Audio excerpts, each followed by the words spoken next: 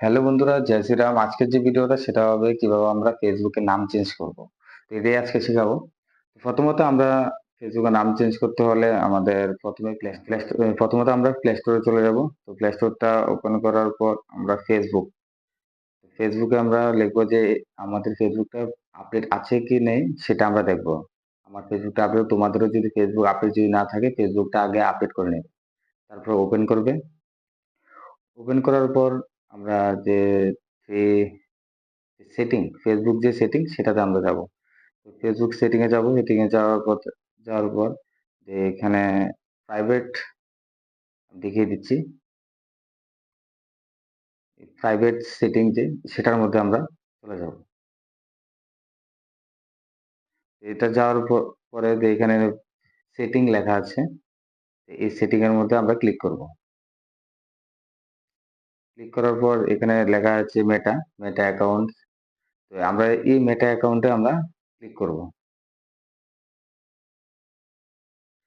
মেটা অ্যাকাউন্টে ক্লিক করার পর যে ইন্টারফেসটা চলে এসেছে সেটা যে প্রোফাইলস, এখানে সিকিউরিটি আছে, পার্সোনাল ডিটেইলস আছে। তোমরা এটির মধ্যে যাওয়ার দরকার নেই, কারণ এটা আপডেট করার পর এখানে যে সামনে যে প্রোফাইলস, এই প্রোফাইলটা আমরা চলে যাবো।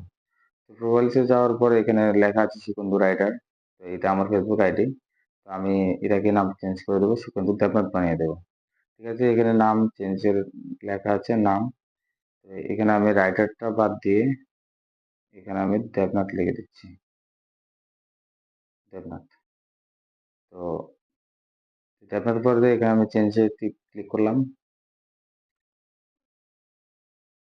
ক্লিক করার পর এখানে সেভ দেখা যাচ্ছে কিভাবে একদম সঠিক নাম। এখানে দেবনাথ সুগন্ধু আসছে, আবার সুগন্ধু দেবনাথ। তো আমার যেটা ঠিক আছে। আর এখানে লেখা আছে কিন্তু যে একবার যদি চেঞ্জ করে সেটা আবার 60 দিন পরে আবার চেঞ্জ হবে। তো এটা ভালো করে তোমরা দেখবে, দেখে এরপরে ভালো করে নামটা দেখে চেঞ্জ করবে। কারণ একবার যদি চেঞ্জ করে 60 দিন পর্যন্ত নাম আর চেঞ্জ করা যাবে না, মানে 2 মাস। তো এই জায়গাটা তোমরা ভালো করে দেখবে, দেখে সেভ, এখানে লেখা আছে সেভ, সেভে আমরা ক্লিক করে দেবো। এইভাবে আমরা ফেসবুকের নাম চেঞ্জ করি। তো ভিডিওটা যদি ভালো লাগে, দেখেছো আমার যে নামটা সুকান্ত দেবনাথ সেটা চলে এসেছে। আমরা ফেসবুকের নাম চেঞ্জ করি। তো যদি ভিডিওটা ভালো লাগে লাইক কমেন্ট শেয়ার করবে, এবং আমার যে চ্যানেল মেরি মহাদেব এটাকে সাবস্ক্রাইব করে দেবে। সবাইকে টাটা, বাই বাই।